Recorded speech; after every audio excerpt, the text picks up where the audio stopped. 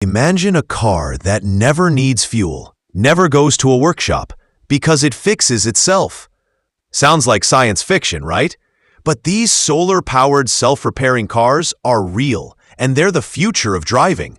Scientists are building cars that run entirely on solar energy. No petrol, no charging stations.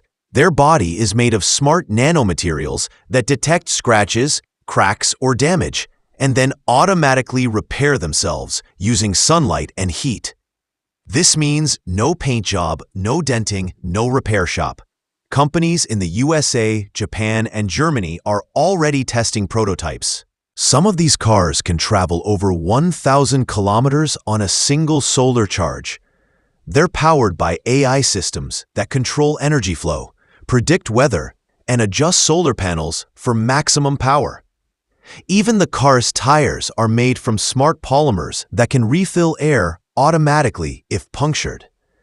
And if the car senses heat or storm risk, it shields itself with a transparent cooling layer.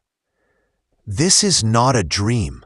This is the next revolution in clean energy travel. Would you buy a car that repairs itself and runs only on sunlight?